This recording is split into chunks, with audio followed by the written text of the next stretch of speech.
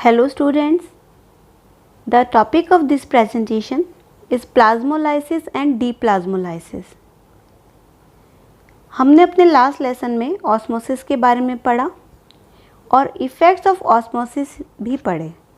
Osmosis का ही एक effect मान सकते हैं प्लाज्मोलाइसिस को और डीप्लाज्मोलाइसिस को। आपके सामने एक सेल का डायग्राम है, एक नॉर्मल सेल का ये डायग्राम है। आप देख सकते हो इसमें सेल वॉल दिखाई गई है, उसके अंदर सेल मेम्ब्रेन को दिखाया गया, शो किया गया है, बिल्कुल अटैच है सेल वॉल सेल मेम्ब्रेन के साथ में। अंदर की तरफ सेंटर में सेंट्रल वैक्यूल शो की गई है जो कि सेल सेप से फिल्ड है और साइड में न्यूक्लियस शो किया गया है। ये एक नॉर्मल कंडीशन है प्लांट सेल की। नॉर्मली प्लांट की सेल इसी तरह की कंडीशन में रहती है।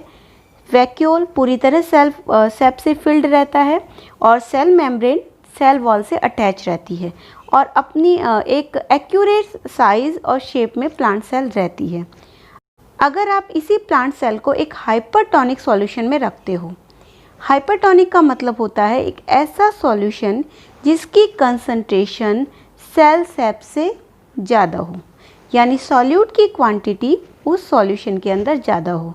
तो अगर आपने हाइपरटोनिक सॉल्यूशन में एक प्लांट सेल को रख दिया, बहुत लॉन्ग टाइम तक उसको उसमें रखा, तो क्या होगा, एक कंडीशन ऐसी आएगी कि वाटर जो है वो सेल से बाहर निकलना शुरू हो जाएगा और बाहर जो सॉल्यूशन रखा है उसके अंदर एंटर होना शुरू हो जाएगा। क्यों होगा? क्योंकि ऑस्मोसिस की प्रोसेस होगी। हमने हाइपरटोनिक सॉल्यूशन में प्लांट सेल को रखा है, यानी बाहर कंसंट्रेशन ज़्यादा, अंदर कंसंट्रेशन सॉल्यूट की कम है।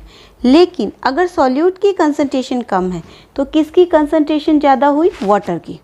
तो अंदर की तरफ वाटर की कंसंट्रेशन हाई है, बाहर की तरफ वाटर की कंसंट्रेशन लो है, तो ऑब्वियसली वाटर जो है हायर कंसंट्रेशन से लोअर कंसंट्रेशन की तरफ मूव करेगा।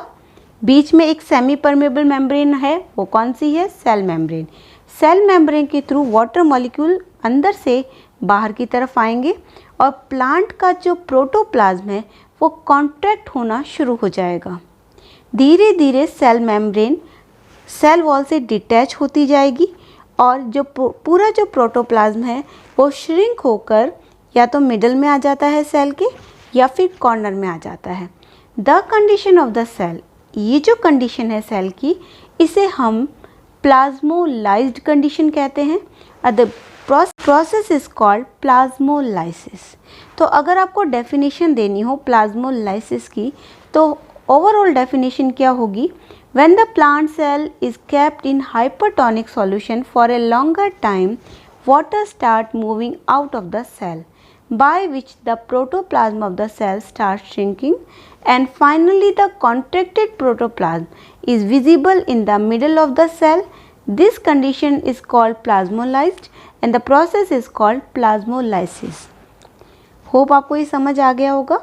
उसके बाद में इसकी नेक्स्ट जो प्रोसेस है जो बिल्कुल इसके अपोजिट है।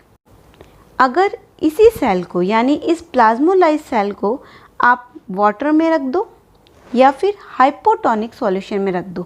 हाइपोटोनिक का मतलब होता है एक ऐसा सॉल्यूशन जिसकी कंसंट्रेशन कम होती है, यानी जिसमें सॉल्यूट की क्वांटिटी कम होती है। तो अगर इसमें सॉल्यूट की क्वांटिटी कम है तो ऑब्वियस वाटर की क्वांटिटी ज़्यादा होगी, यानी वाटर की हायर कंसंट्रेशन है।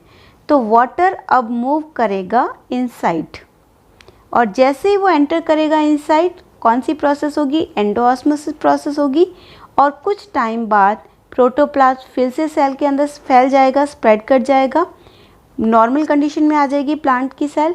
इस प्रोसेस को बोलते हैं डीप्लाज्मोलाइसिस।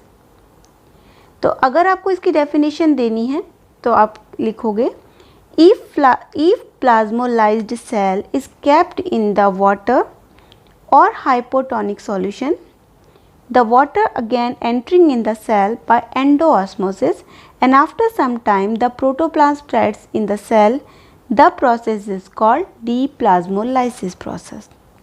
आपके सामने अब दोनों कंडीशंस के डायग्राम हैं। आप देख सकते हो कि प्लांट की सेल अल्टरनेटिवली दोनों कंडीशन में अपनी पोजीशन चेंज करती रहती है। होप आपको दोनों कंडीशन समझ आ गई होगी, प्लाज्मोलाइसिस एंड डीप्लाज्मोलाइसिस।